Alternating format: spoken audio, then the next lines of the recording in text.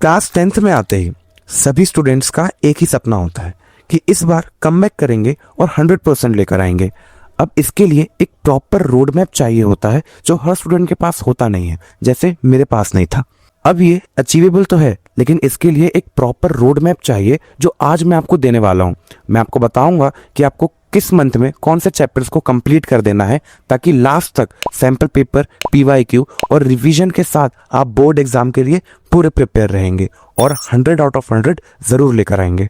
एक बात जरूर ध्यान रखना, 10th बहुत इजी है। जो लोग कहते हैं ना कि 10th बहुत डिफिकल्ट आता है, पेपर बहुत डिफिकल्ट आता है, ऐसा कुछ नहीं है। अगर आपके कंसेप्ट अच्छे हैं, अगर आपने रिवीजन अच्छे से करा है, अगर आपने क्वेश्चन प्रैक्टिस करी है तो ये बहुत इजी बन जाता है।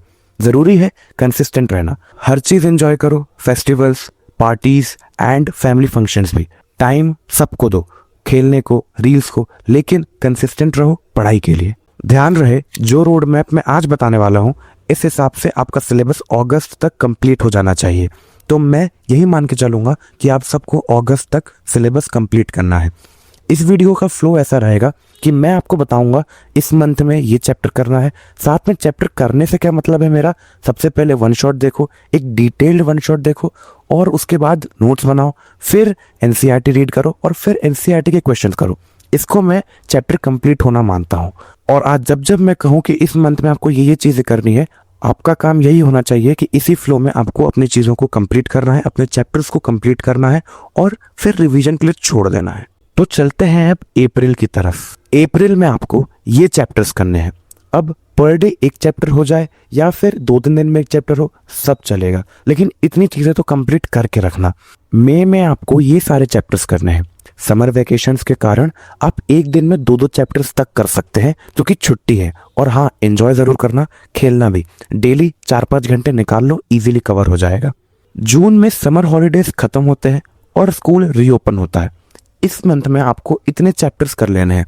अगर आपने अप्रैल और मई में बहुत अच्छे से चीज़ों को फॉलो करा है, सारी चीज़ें फॉलो करी हैं, तो ये मंथ आपको काफ़ी इजीली निकल जाएगा और आपका मैक्सिमम सिलेबस तो मई तक ही हो गया होगा।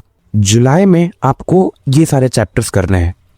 अब इसमें आपका साइंस, मैथ्स और एसएसटी तो कंप्लीट हो चुका है। अब बारी है लैंग्वेज के लिए। तो लैंग्वेज के लिए चलते हैं अगस्त में। अगस्त में तुम्हें हिंदी, इंग्लिश का सिलेबस पूरा कर देना है। अब इसे कैसे करेंगे, वन शॉट देखा जैसा मैंने बताया है, उसके बाद एनसीईआरटी जरूर रीड करनी है और फिर एनसीईआरटी के क्वेश्चंस, और आपका सिलेबस पूरी तरह कंप्लीट हो गया। अब बात रही सितंबर, अक्टूबर, नवंबर और दिसंबर की। तो इसमें आपको सबसे पहले चीजों को रिवाइज करना है अपने नोट्स के थ्रू, फिर क्वेश्चन प्रैक्टिस करनी है, साथ ही साथ पीवाईक्यूज लगा लेना। और हाँ, कौन सी बुक लेनी है क्वेश्चन प्रैक्टिस के लिए ये मैं ऑलरेडी बता चुका हूं, तो लास्ट में मैं वीडियो लगा दूंगा, जरूर देख लेना। अब जनवरी और फेब में आपको सिर्फ सैंपल पेपर करने हैं। जितने ज्यादा सैंपल पेपर करोगे, टाइमिंग के साथ करोगे, आपका पेपर उतना बेस्ट जाएगा।